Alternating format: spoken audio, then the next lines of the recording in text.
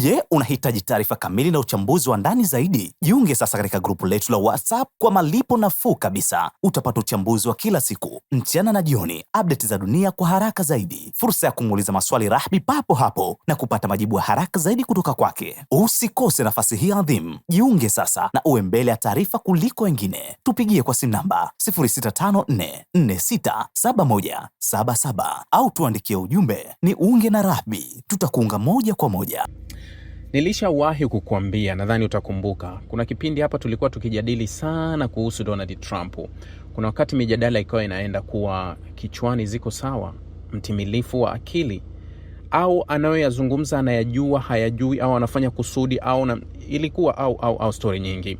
Lakini kama unakumbuka mkutano ule ulikuwa wa Peter Hegseth na maseneta, kuna moja ya maseneta alimuuliza Hegseth kuwa, unaweza kutuhakikishia afya ya akili ya raisi, kama yuko sahihi au yu mzima kichwani, yuko sawa? Kwa sababu wakati huo alikuwa amezidisha viroja. Wakati huo alikuwa amezidisha sana vile viroja, kuwa tunazungumza na Irani, sijui tunana nini. Ni kama alikuwa amefika kwenye kiwango cha kuchanganyikiwa. Kwa hiyo ikawa maswali mengi kuwa uwezo wake unaweza kuwa vipi yani. Sasa Trump hajabadilika. Ni same Trump, ni yule yule. Atakuja na hili, atakuja na lile. Atasema hiki, atasema kile. Ni chini ya saa 48 kutoka kuitishia Irani kuwa itakuwa haipo, yani itakuwa not exist, anakuambia haitokuwepo. Ndani ya saa 48 zilizopita alizungumza kuhusu kuitishia Irani kuwa wanaweza kaiondosha kabisa, isiwepo. Leo akizungumza na vyombo vya habari anasema Marekani na Irani zinaelewana vyema. Anasema Rais Donald Trump alisema Jumatano kwamba Marekani inaelewana vyema na Irani na kwamba mikutano ya hivi karibuni nchini Qatar imeenda vizuri. Yani alichokuwa akizungumza kingine, anakuja kuzungumza kingine. Kuondolewa kwa silaha za nyuklia kwa Irani kunaendelea vizuri. Bado anacheza siasa. Trump aliwaambia waandishi wa habari, wamekuwa na mikutano mizuri sana na tutaona.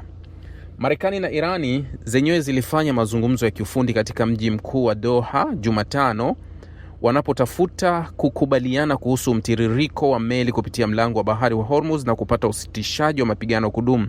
Chanzo chenye ufahamu wa moja kwa moja wa mazungumzo hayo na afisa wa Irani alisema, hii kauli inaenda kushindana na kauli niliyokuambia mchana kuwa hatuna mazungumzo yoyote na Marekani. Tuna mazungumzo na nani? Na Doha au Qatar.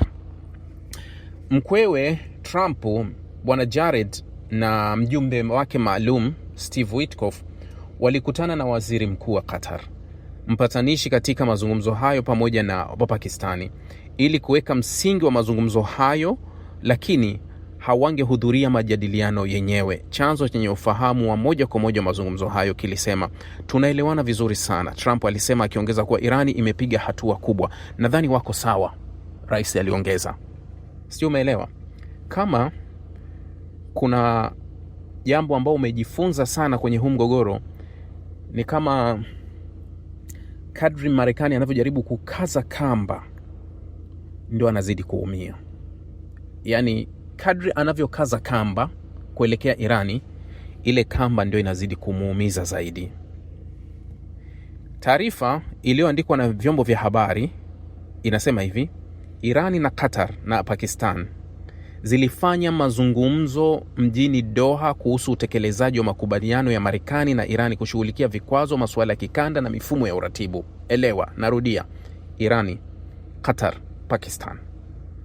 Yani hapa unapomweka Qatar, unamweka Pakistani mediator, wasuluhishi, alafu Irani. Yani Irani amefanya mazungumzo na hawa wasuluhishi wawili katika kushughulikia vikwazo, masuala ya kikanda na mifumo ya uratibu. Naibu waziri wa mambo ya nje wa Irani wa masuala ya kisheria ya kimataifa, Kazim Gharibabadi, alikutana na waziri mkuu wa Qatar pamoja na waziri wa mambo ya nje Sheikh Mohammed bin Abdurrahman Al Thani. Najua waziri mkuu wa Qatar ndio anachukua nafasi ya tena waziri wa mambo ya nje, yana ana vyeo viwili. Al Thani huku juhudi za kidiplomasia za kikanda zikizidi kuimarika kuhusu utekelezaji wa makubaliano ya Marekani ili kukomesha vita dhidi ya Irani. Mkutano huo ambao pia ulijumuisha balozi wa Irani mjini Doha, Ali Saleh Abadi, na waziri wa mambo ya nje wa diplomasia ya uchumi, Hamid Ghambari, ulilenga changamoto za utekelezaji wa vikwazo vinavyokabili MOU. Kulingana na taarifa rasmi, pande hizo zilijadili njia ya kuharakisha utekelezaji, hasa kuhusu Lebanon, kuchunguza njia ya kupanua ushirikiano wa pande mbili katika maeneo yenye maslahi ya pande zote. Kufuatia mazungumzo hayo ya pande mbili, kikao cha pande tatu kilifanyika miongoni mwa wapatanishi wakuu, yani Irani, Qatar na Pakistani, ili kukagua maendeleo ya makubaliano hayo. Hakuna mazungumzo rasmi yanayoendelea bado. Akizungumza na waandishi wa habari baada ya mikutano hiyo, Gharibabadi, ambaye pia ndio mpatanishi mkuu wa sera za nyuklia na wa kigeni wa Irani, alifafanua kwamba ingawa vikundi kazi vimeanzishwa kufuatilia swala la MOU na kujiandaa kwa mazungumzo ya hatua ya mwisho, hakuna mazungumzo rasmi yaliyoanza ndani ya mifumo hiyo. Vikundi kazi vya kufuatilia utekelezaji wa makubaliano na kwa ajili ya kujadili makubaliano ya mwisho vimeundwa, Gharibabadi alisema akiviambia vyombo vya habari. Hata hivyo, hakuna mazungumzo ambayo yamekwisha anza katika miundo hii. Yani, jopo lishaandaliwa, fulani na fulani wataenda kuzungumza kuhusu hiki na fulani na fulani, lakini hakuna kikao kimechokaliwa. Gharibabadi aliongeza kuwa mashauriano yanaendelea kupitia wapatanishi ili kubaini muda na mahali pa mazungumzo ya vikundi vya kazi. Mara tu hali muhimu zitakapowekwa, mazungumzo ndani ya vikundi hivi vya kazi yataanza. Ujumbe wa Irani kwenda Doha ulijumuisha wawakilishi kutoka Wizara ya Mambo ya Nje, Benki Kuu, Wizara ya Kilimo, wakiashiria kwamba vipimo vya kiuchumi na kibinadamu pia ni sehemu ya majadiliano. Qatar mara nyingi imekuwa mpatanishi kati ya Teherani na miji mikuu ya Magharibi na pia miongoni mwa wadau wa kikanda, huku uwepo wa Pakistani katika mkutano huo wa pande tatu ukiashiria mzunguko mpana wa mashauriano zaidi ya Ghuba. Hakuna ratiba iliyowekwa kwa ajili ya raundi iliyofuata ya mikutano. Gharibabadi alisisitiza kwamba vikundi vya kazi viko tayari kimuundo, lakini vinasubiri matokeo ya mashauriano yanaongozwa na wapatanishi kuhusu vifaa na mahali pa mkutano. Naposema kuwa kadri Marekani anavyozidi kukaza ndivyo anavyojiumiza, yani ndio unavyozidi kuumia. Ndivyo unavyozidi kuumia. Afisa wa Qatar akutana na Witkoff na Kushner katika mazungumzo na Marekani na Irani. Hii taarifa bado yani kuna taarifa mbili, na kama umetulia utaelewa hizi taarifa zinakuja tofauti. Emiri wa Qatar Sheikh Tamim bin Hamad Al Thani alikutana na mjumbe wa Marekani Steve Witkoff na mkwe wa Trump Jared Kushner. Amir Diwani wa Qatar alisema watu hao walijadili mazungumzo ya Marekani na Iran pamoja na maendeleo nchini Lebanoni. Mazungumzo hayo yasiyo moja kwa moja kati ya Marekani na Irani huku Doha yamezingatia mali za Irani zilizozuiliwa, mlango wa Hormuz, maafisa wa Irani wanasema. Majadiliano hayo ambayo afisa mkuu wa Irani aliambia Reuters yalianza Jumanne usiku yamefanywa kwa njia isiyo ya moja kwa moja kupitia maafisa wa Qatar na Pakistani. Afisa huyo alisema mazungumzo hayo yamezingatia mali za Irani zilizozuiliwa na mlango wa Hormuz. Kando na hayo, naibu waziri wa mambo ya nje wa Irani Kazim Gharibabadi alisema mazungumzo hayo yalijikita katika kutekeleza makubaliano ya muda kati ya Tehran na Washington. Kulingana na vyombo vya habari vya serikali, akiongoza ujumbe uliojumuisha wawakilishi kutoka Wizara ya Mambo ya Nje ya Irani, Benki Kuu, Wizara ya Kilimo, Gharibabadi alikutana na waziri mkuu wa Qatar kushiriki katika mkutano wa pande tatu wa maafisa wa Qatar. Waziri wa mambo ya nje wa Iran Abbas Araghchi pia alionya kwamba Teherani itatoa jibu la haraka lenye nguvu kwa tishio lolote dhidi ya watu au uongozi wake. Aliandika, imeahidi Marekani kuwafunga wanyama wake vipenzi huko Tel Aviv. Ikiwa watapuuza bwana wao, Irani itawasomesha. Araghchi aliandika kwenye mtandao wa X. Nadhani hili swala la Araghchi, waziri wa Israeli wa mambo ya nje Israel Katz alitoa maoni yake akasema kuwa Israeli imemweka kiongozi wa Irani Mojtaba Al-Khamenei, wamempiga X wamemtia rangi nyekundu, yani kuwa ni mtu ambaye wanamtafuta wakati wowote wanaweza kumuua. Ndio jibu la Irani aliyosema hivi, aliyolijibu huyu Araghchi. Ili ni jibu lake, na amelieleza, kuna sehemu alikuwa amelieleza, ngoja niitafute, kuna sehemu amelieleza. Anasema Irani itatoa jibu la haraka na lenye nguvu kwa tishio lolote dhidi ya watu au uongozi wake. Waziri wa mambo ya nje wa Iran Abbas Araghchi alisema katika chapisho aliloweka kwenye mtandao wa X. Marekani iwafunge wanyama wake vipenzi huko Tel Aviv. Ikiwa watampuuza bwana wao, Irani itawasomesha. Ndio alichokiandika. Marekani na Irani zilifanya mazungumzo ya kiufundi huko Doha Jumatatu, wanapotafuta kukubaliana kuhusu mtiririko wa meli kupitia mlango wa bahari wa Hormuz, kupata usitishaji wa mapigano wa kudumu. Chanzo chenye ufahamu wa moja kwa moja mazungumzo hayo alisema. Chapisho la kwenye X la Araghchi liliambatanishwa na maoni yaliyotolewa na waziri wa ulinzi wa Israeli. Alisema kwamba kiongozi mkuu wa Irani Mujtaba ametiwa alama ya kifo. Ndio hiko nilichokuambia, yeye ndio alichojibu. Sasa kadri ninavyokuambia kuwa kadri Marekani anavyoiminya Irani ndio huwa anapoteza. Nakupa ile andiko katika kilichowakutanisha Doha, kwa sababu tayari kulikuwa kuna makubaliano wazungumza, lakini kimechowakutanisha Doha, yani Irani kila anapoona kuwa anaenda kukaza kitu fulani, kuwa anataka kitu fulani, na Marekani anakosa chaguo, inabidi atekeleze. Mfano, makubaliano ya awali ya kutoa kiasi cha bilioni 3 kwa Irani yamefikiwa wakati wa mazungumzo yasiyo moja kwa moja katika Marekani na Irani huko Doha. Vyanzo viliambia Al Arabia Jumatano, yani hatutaki kuzungumza na nyinyi moja kwa moja, ni pigo kwa upande wa pili. Tunataka tuzungumze na nyinyi, toeni kwanza kiasi cha dola bilioni 3 za kwetu. Hizi bilioni 3 nadhani zilikuwa UAE kama nakumbuka, kiasi cha bilioni 3. Yani hizi ni fedha ambazo unajua fedha zimetapakaza Irani, zingine ziko huko. Ajabu kuwa fedha nyingi za Irani ziko China. Halafu ukirudi China ndio mshirika mkubwa wa Irani, ambaye kuwa fedha imezuiliwa kule, haiendi mpaka Marekani atavyoidhinisha. Halafu tukikaa kwenye meza, watu wanataka kujaribu kutuaminisha tu kuwa China ni mkubwa, Urusi mkubwa, Marekani mkubwa. Nani kazuia fedha ya Irani? Aliyesababisha fedha isiende Marekani. Kamwagiza nani? China. China ni rafiki wa nani? Wa Irani. Kwa nini ametekeleza? Kuna unafiki mkubwa sana umezunguka ulimwengu, sana. Ndio maana huwa ninawaambia kuna kile utaambiwa, lakini kuna uhalisia. Irani inaogelea kwenye vikwazo vya kimataifa, vinavyoitwa vya kimataifa, ambavyo vikwazo vingi ambavyo Irani imeogelea kwenye hivyo vikwazo ni vikwazo ambavyo vilianzishwa na Marekani, vikapelekwa kwenye Baraza la Usalama la Umoja wa Mataifa, vikaidhinishwa kisheria, vikawa vikwazo. Kuidhinisha kisheria ni kwa wajumbe kupiga kura 15. Kati yao wawili wana veto, na wao ni washirika wa Irani. Urusi, China wana veto, lakini hawakuwahi kuzitumia veto zao kumlinda Irani. Kwa hiyo Irani anaogelea kwenye vikwazo ambavyo vilipitishwa na Baraza la Usalama na hao washirika wake wakiwepo. Si unaelewa? Sasa angalia kituko kuliko vyote. Vikwazo vilipitishwa na Baraza la Usalama, vilipendekezwa na Marekani au na yoyote, au na Ulaya au na yoyote. Vile vikwazo ni vya kisheria, viko kwenye Baraza la Usalama.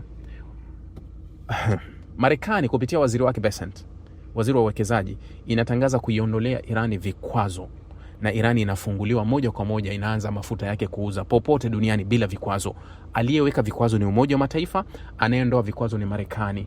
Haya mamlaka ya Marekani kwenda kuondoa vikwazo ambavyo vipo kisheria yalitoka wapi? Ndio maana tukiwaambia vitu haviko sawa. Hii dunia imechorwa yani kwenye mstari wa ajabu kabisa. Yani imetengenezwa kwenye engo ambayo kuwa waliotengeneza mpaka wanajisahau, wanaenda mbele, kumbe sio. Wewe fikiria kuwa Marekani, Israeli wanaanzisha vita ambayo kwa mujibu wa Umoja wa Mataifa, kwa mujibu wa mmoja na vifungu vya Umoja wa Mataifa kuwa ni makosa. Yani njia mlioitumia ni makosa kuanzisha hii vita. Halafu wamefika mbele, wanarudisha yale maazimio kuyaleta kwenye Baraza la Usalama kuwa tunataka tupige kura ya kulani Irani kufunga mfereji wa Hormuz. Kwa sababu gani? Kwa sababu tupo kwenye vita, tunampiga yeye. Vita kaianzisha nani? Nyinyi. Kwa kutumia kifungu gani? Kwa sheria gani? Hakuna. Halafu unarudi huku wajumbe wanakaa wanapiga kura. Hivi hizi nchi huwa zinajitambua? Kura ya nini mnapiga? Kwa sababu hauwezi kuanzia haramu uje uhalalishe. Yani hiki wewe umeshaanza kula kibudu, wewe ukisha kula kibudu unajua kabisa hii ni kibudu, usifike mbele tena ukaanza kusema sijui mwenye, ulishaanza kula kibudu. Hii ndio ulimwengu. Yani kuwa vikwazo vingi vilivyokuwa vinaielemea Irani kwa miaka takriban 47 ni vikwazo ambavyo vimeanzishwa pembeni, vikapelekwa kwenye Baraza la Usalama, vikahalalishwa. Vimehalalishwa, vinakaa juu ya maisha ya watu wa Irani. Vinakaa miaka na miaka. Leo anayeamua kulifti, yani anayeamua kuondoa vikwazo, kwa nini vikwazo vyao visirudi tena kupigiwa kura? kuwa okay, tunataka kuondoa, lakini anayeamua Marekani, anatoa, anaweka, anatoa, halafu utaona watu wanakuambia kuwa haki sawa, sijui nani. Nyie mnaonaje? Yani kuwa nadharia yenu inaona nini? Sasa unaona kadri Marekani anavyobana, tayari fedha inatakiwa itoke, $3 billion itoke. Kwa sababu gani? Juzi tu kaanzisha mashambulizi ya kijinga tu kukwepa MOU. Yani kadri anavyojaribu kukwepa huko, anakuja anajinasa tena upande wa pili, huko anajiumiza. Yani kakwepa huku, wakapigana na nini, Irani kakaza, wamerudi kwenye meza, kaweka madai mapya, nataka kitu fulani, na hatuwezi tukaendelea bila kukipata hiki. Hatuwezi kuendelea bila kukipata hiki. Kwa hiyo ninachofanya kuwa Marekani, idhinisha zitoke, vinginevyo hatuwezi. Vinginevyo hatuwezi kufanya lolote. Sasa kuna kitu kimoja ambacho nanyi huwa ninawakumbusha mara kadhaa. Katika watu ambao hunifurahisha mimi mara nyingi, na huwa ninawaambia, ni Waisraeli. Waisraeli ni watu wanayaona mambo kwa jicho. Linapokuja swala la usalama wao huwa hawaigizi. Yani hata ufanye nini huwa hawaigizi. Nitakusomea hii taarifa ambayo imeandikwa na Maariv. Halafu utaniambia kile nilikuambia siku 2-3 au wiki jana kuhusu kile kilichoandikwa kama makubaliano ya Israeli na Lebanon na Marekani. Nini kilichopo? Nilizungumza katika nadharia yangu, uzuri kuwa ninayazungumza alafu wao mbele wao wanakuja kunipigia mstari. Ulikizungumza hiki, sasa kinakuja vile vile.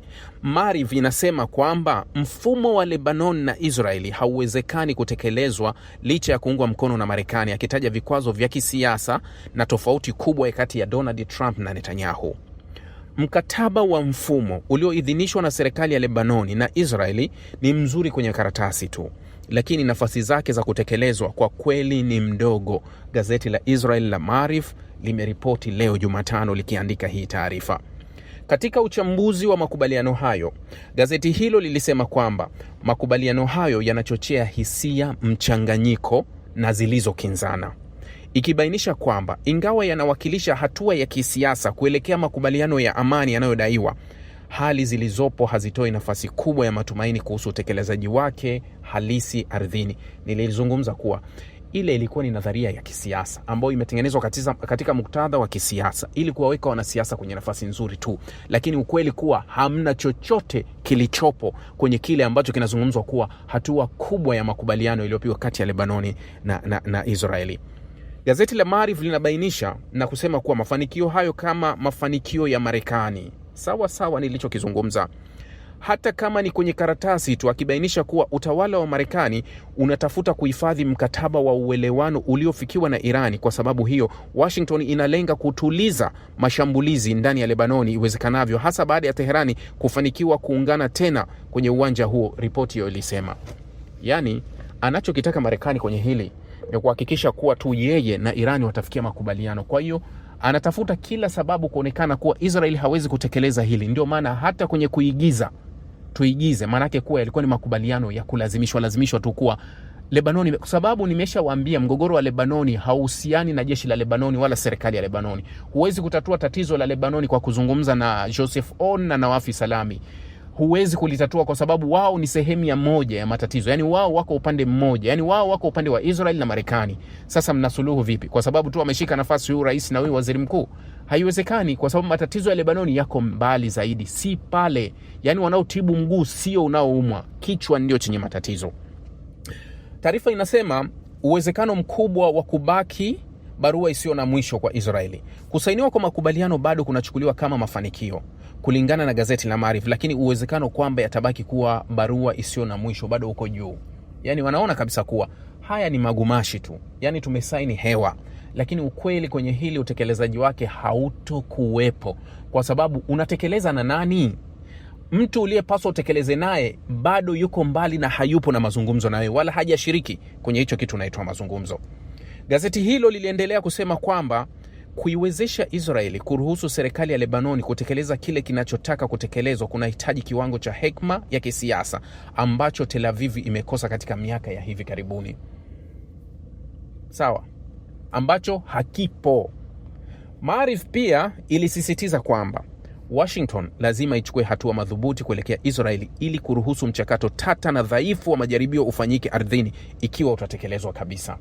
Yani ni lazima Marekani atumie nguvu zaidi kuelekea Israeli kuituliza Tel Aviv, kuwa ni kuone thubutu ibaki hivyo hivyo, yani atumie nguvu ya ziada kufanya hivyo.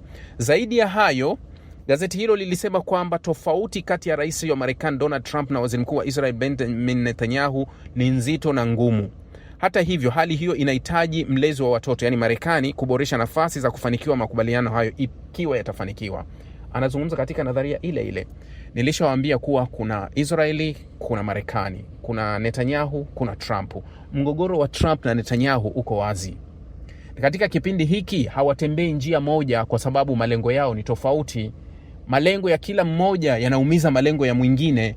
Ndio maana wanasema kuwa hapa sasa ndio kazi ilipo, kwa sababu ili mmoja akubaliane na kutimiza malengo ya mwenzake, basi ni jibu la kuwa mmoja amekubali kupoteza. Nani yuko tayari kupoteza? Ikiwa kupoteza kwao kote kuna madhara, Trump akipoteza anaishia gerezani, Netanyahu akipoteza anaishia gerezani, nani yuko tayari kumwacha mwenzake atoe damu yake kwa ajili? Yani maana hapa ni kafara, mmoja lazima ajilipue kwa ajili ya mwingine. Mazimwi katika jangwa la diplomasia. Ikirudia ripoti hizi, gazeti la Zamani Israeli toleo la Kiarabu ambalo The Times of Israel pia ilinukuu, mfumo unaosimamiwa na Marekani kati yake na Israeli na Lebanoni ulipuuzwa, kama si kwamba hauna maana bali pia unaweza kulipuka. Ugomvi wa kidiplomasia ambao unaweza kujitokeza na matokeo kuwa mabaya. Yani mfumo ambao uliwekwa pale unatajwa kwa ule mfumo ulieleza mambo kwa wazi kuwa hiki kitu hamna kitu hapa, tunaigiza.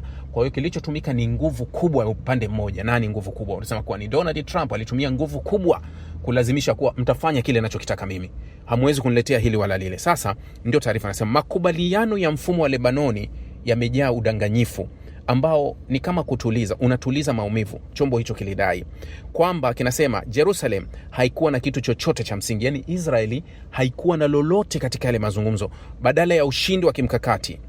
Makubaliano hayo yalionyesha kwamba makubaliano ya kusita yalitokana na Washington iliyochoka na vikwazo huko Asia Magharibi, taifa kubwa lenye nguvu linalotaka kuondoa vumbi mikononi mwake na kuendelea mbele. Yani anasema kuwa ukitazama makubaliano ni ya Marekani kulazimisha kujitoa kwenye vurugu, yani kuondoa ile vurugu yani aondoke Asia Magharibi, yani kwenye vurugu hizi aondoke. Ni kama mtu yani akumute vumbi sasa atoke alipokuwa. Marekani anatafuta njia kujisafisha ili abaki kuwa Marekani. Kwa hiyo ndio maana analazimisha makubaliano ambayo yanaenda kuiumiza Israeli. Kipande hicho kilichora picha mbaya ya msimamo wa sasa wa Israeli, kikieleza kuwa iko katika hali mbaya sana ambayo imefungwa na ahadi zisizofaa za kwenye makaratasi walizoandika. Ilileta sambamba kali ya kejeli kati ya makubaliano ya Lebanoni na kile ilichokiita tabia utawala wa Trump wa kuuza maono makubwa yasio na msingi, ikilinganisha makubaliano hayo na mazungumzo ya rais wa zamani kuhusu hoteli kasino huko Gaza, au Irani bila silaha za nyuklia, au makombora ya ballistic. Ujumbe wa msingi, kauli mbiu nzuri, ukweli mbaya. Israel sasa wanamsuta Marekani kuwa umekuwa ukituahidi vitu vizuri vingi, kwa sababu Marekani aliwaahidi kuwa Gaza itakuwa na majengo marefu na Ivera ile kuwa Gaza itaondoka. Mnakumbuka ile kusema Riviera ataweka. Akiweka Riviera pale maana yake kuwa alikuwa anawaondoa watu wa Gaza wote, itakuwa sehemu nzuri, silaha zote zitaondolewa. Halafu akawaahidi kuwa tutakwenda kwa Irani kuhakikisha kuwa hakutokuwa na nyuklia, hakutokuwa na makombora, hakutokuwa na anasema hizi ni sehemu za ahadi za Trump ambazo alikuwa amewaahidi Israeli. Waisraeli waliahidiwa maziwa na asali. Sasa wanatamani kuona maziwa na asali, hali ya kuwa wanakunywa shubiri, kuwa kile tulichoahidiwa mbona hatukioni. Kwa hiyo wanachukua kuwa haya makubaliano ya Lebanoni ambayo wanapambwa nayo ili waweze kuondoka kupigana vita Lebanoni, ili aweze kufikiwa makubaliano ambayo yatampa nafasi Donald Trump kurudi kwa kishindo kwenye siasa, wao wanaona kama vile wanaendelea kupakaliwa mafuta kwa mgongo wa chupa, katika kipindi ambacho mara zote wameumia katika zile ahadi. Lakini ajabu ni Israeli kumlaumu Marekani kwenye hili. Marekani si aliyetaka vita na Irani. Israeli ndio alitaka vita na Irani. Israeli ndio alifanya kila kitu kuhusu. Yareti wangejua kuwa haya yatatokea, kuwafanya wapoteze sana, wao wangefikiria zaidi kuwa hatukupaswa kumshawishi Marekani kufanya hivi. Tungemwacha Irani akiwa na tahadhari zake, kuwa muoga, anaogopa, kuwa hawezi kutushambulia, huenda tukamshambulia zaidi. Kwa hiyo wangebaki na zile nguvu zao za vitisho, kuwa tutakushambulia, tutafanya hivi. Yani wangebaki nazo na wangebaki na kale ka ukubwa ambako walihisi kuwa nako. Lakini mara hii wamepoteza kila kitu. Hakuna tishio tena, hakuna nguvu tena, hakuna ushawishi wa mkataba wa Abraham, hakuna nchi ambayo inaiona tena Israeli ina nguvu kuzidi Iran, hakuna. Hilo ndio sasa leo Israeli wamegeuka kumlaumu sana Marekani kwa kila hatua, lakini wanasahau kuwa wao ndio walianzisha. Yani wao walimfuata Marekani watimize. Kama msingemfuata yasingekuwa hayo. Mlifanya tathmini, mkamfuata Marekani, mkaona kuwa tumetimiza hili. Marekani akafanya kile mlichokitaka kwa kumhakikishia kuwa tukifanya hiki, tukimpa dawa hii mgonjwa anapona. Tumempa mgonjwa amekufa. Unamlaumu vipi ambaye amempa dawa hali ya kuwa uchunguzi wa dawa uliofanya wewe? Rahby Digital, haki na ukweli.